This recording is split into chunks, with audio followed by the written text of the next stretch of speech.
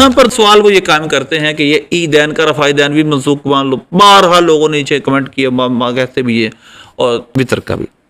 یہاں پر جو واقعہ ہے خرج علینا رسول اللہ صلی اللہ علیہ وسلم، وہ ہے عام نماز کا ایک سٹینڈرڈ حکم بیان کیا گیا ہے، اور سٹینڈرڈ حکم جو ہوتا ہے وہ سٹینڈرڈ حکم ہر جگہ نہیں ہوتا۔ میں آپ کو مثال دیتا ہوں، ہم کہتے ہیں نماز فرض ہے، ایک سٹینڈرڈ حکم ہے، یعنی ایک کامن حکم ہے ہر شخص کے لیے۔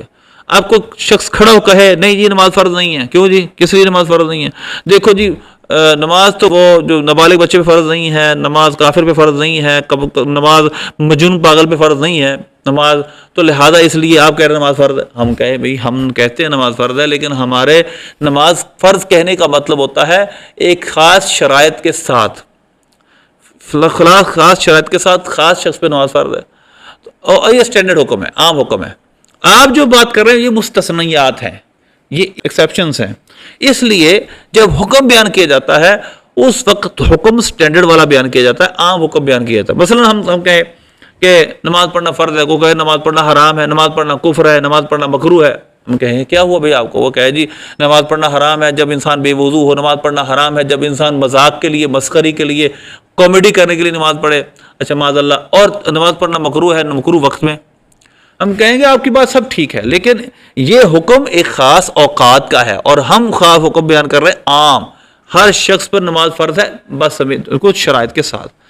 اسی طرح یہ نماز کا سٹینڈرڈ حکم ہے کہ نماز میں رفع دین منسوخ ہے، اور جو آپ بتا رہے ہیں مستثنیات ہیں، عیدین، وطر، یہ مستثنیات ہیں، ان کا حکم خاص دوسری روایات سے ثابت ہے۔ اور شروع کا رفع دین بھی کیا ہے، یہ بھی منع ثابت ہو گیا، یہ نماز کے اندر ہے ہی نہیں، یہ نماز کے شروع کا رفع دین ہے، نماز کے بالکل اندر کا نہیں ہے۔ اس وجہ سے نماز میں اس کو شرط بھی کہا گیا اور فرض بھی مانا گیا، یعنی نماز کے بالکل شروع ہونے کی وجہ سے فرض بھی ہے، اور نماز سے کیونکہ بالکل شروع سے پہلے بھی ہے اس وجہ سے یہ شرط بھی ہے۔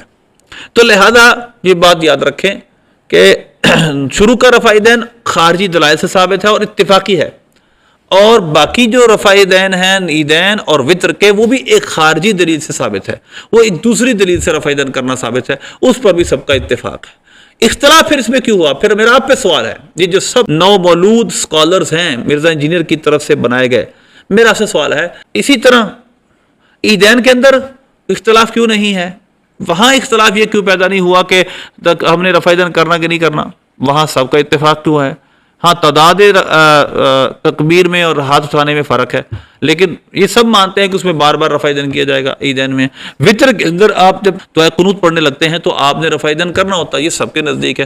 اگر اختلاف عام نماز میں ہے تو اس اختلاف یہاں پیدا کیوں نہیں ہوا کہ رفع دین کرنا کہ نہیں کرنا؟ اس سے پتہ چلا کہ یہ سب کے نزدیک ہے، اور جس نے نماز وطر پڑھتے دیکھا، عید پڑھتے دیکھا، اس نے صحابہ تابعین سب کو رفع دین کرتے دیکھا، لیکن جس نے آپ کو عام نماز صحابہ کو پڑھتے دیکھا اس نے سب کو رفع دین کرتے نہیں دیکھا۔ باقی لمبی تفصیل اس میں، لیکن ایک سٹینڈرڈ حکم یہ ہے کہ نماز میں رفع دین منسوخ ہے، مطلب اس سے نہیں پھر عیدین کا رفع دین منسوخ ہو گیا، پھر وطر کا منسوخ ہو گیا۔ اس کے جاہل فالوور یہ ہم سے سوال کرتے ہیں، بار بار سوال کرتے ہیں، اس کا سر دست جواب یہ ہے۔ اللہ